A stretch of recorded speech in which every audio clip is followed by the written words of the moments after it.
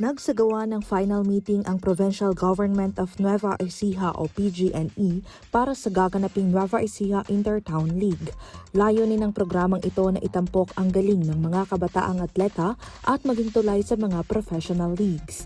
Ginanap ang meeting sa Nueva Ecija Provincial Coliseum upang ihanda ang programa at format ng liga. Ayon kay John Patrick Cunanan, Acting Administrative Officer ng PGNE Sports Division, proyekto ito ng Kapitolyo upang mapahusay at makilala ang mga kabataang atleta. Inaasahang makatutulong ang liga upang makapasok ang mga manlalaro sa mga professional leagues tulad ng National Basketball League o NBL. Kasalukuyang naglalaro ang kopo ng Nueva Ecija Granary Buffaloes sa nasabing Pro League.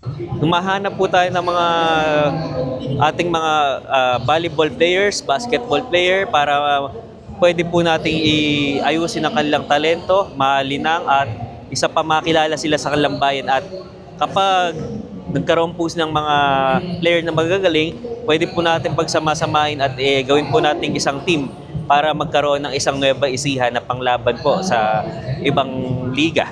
Sinabi ni Cunanan na humahanap sila ng mga manlalaro upang ayusin, malinang at itampok ang kanilang talento. Dagdag pa niya kapag nakapagsama-sama ng mga magagaling na players ay maaari silang gawin na isang team na ilalaban sa ibang liga.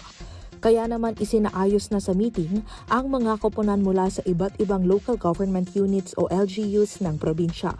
Noong naganap ang meeting, mayroon ng 22 LGUs na makikilahok sa basketball, habang 28 na bayan at lungsod naman ang nakiisa sa volleyball. Ang bawat manlalaro ay kailangan tubong Nueva Ecijano at ipinanganak sa kanilang bayan.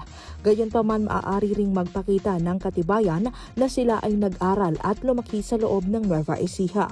Mayroon ding ipinatupad na age limit kung saan dapat ay ipinanganak noong taong 2001 ang mga manlalaro sa basketball. Kinakailangan namang ipinanganak noong taong 1996 ang mga nagnanais na maglaro para sa larangan ng volleyball.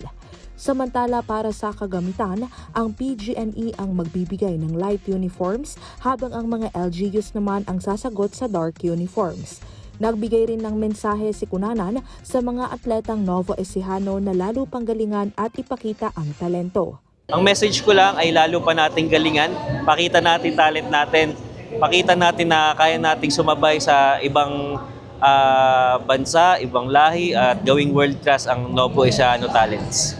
Lubos naman ang pasasalamat ni Cunanan sa lahat ng LGUs na nakiisa at sumuporta sa programa para sa kabataan. Binigyang diin niya na walang politika sa sports dahil lahat ay sama-sama para sa ikabubuti ng mga batang atleta.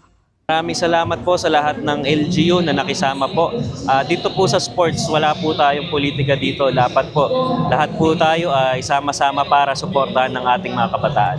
Nagpasalamat din siya sa PGNE dahil sa patuloy at palaging suporta sa sports ng mga kabataan. Maraming salamat po kay Governor Oyi Umali, kay Ma'am Cherry Umali, kay Vice Gov Lemon Umali at kay former Vice Governor Doc Anthony Umali. Kasama sina Jerome Tiquia at Tom Manzanal, ako po si Carmel Jemigal nag-uulat.